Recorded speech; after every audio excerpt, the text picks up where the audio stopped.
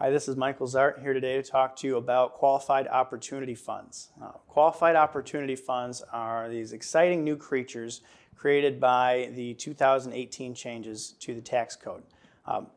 What are they? A qualified opportunity zone is a designated census parcel tract that is a low-income community. They have median household income that's lower than average.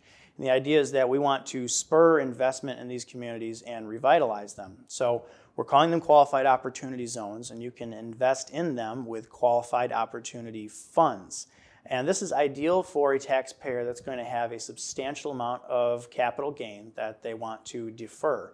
And the whole idea behind these qualified opportunity funds is that you can take your capital gain, reinvest it in a fund, and defer the tax liability. You don't have to recognize that gain in the tax year.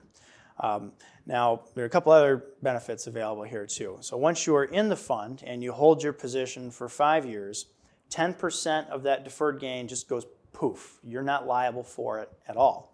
If you hold your position for another 2 years, so you're 7 years total in the fund, that goes up to 15%. So you take your gain, you roll it over into a qualified opportunity fund, you hold that position for 7 years, and now all of a sudden, if you had $100,000 worth of capital gain, it's down to 85, and all you've done is held your position.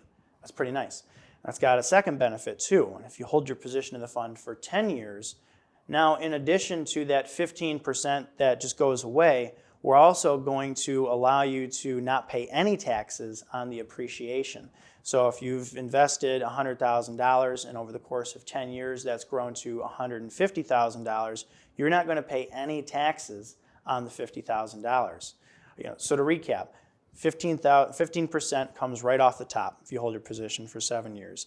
And anything, as long as you're in there for 10 years, is tax-free on the growth. So this is a huge investment opportunity for people with capital gain that's looking to make a new investment and defer that gain.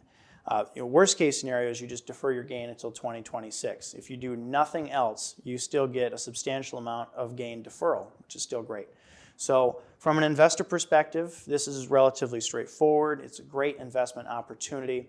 From a fund formation standpoint, this is an incredibly diverse and tricky area, right? We want to make sure that we're not using this tax incentive for tax avoidance, tax fraud. So the rules behind how do you set up a qualified opportunity fund, what does an investment look like, what counts as qualified opportunity zone property, the details and the regulations are dense, and it's definitely not something you want to DIY. So if you think that investing in a qualified opportunity zone is right for you, and if you don't want to rely on a third-party qualified opportunity fund provider, if you think, I want to have my own qualified opportunity fund, I don't want to pay somebody that fund management fee, I want all the upside, well, you should contact your Foster Swift tax attorney to have a more detailed conversation about what does setting up a fund look like, is this really right for me, and what are the steps to get started.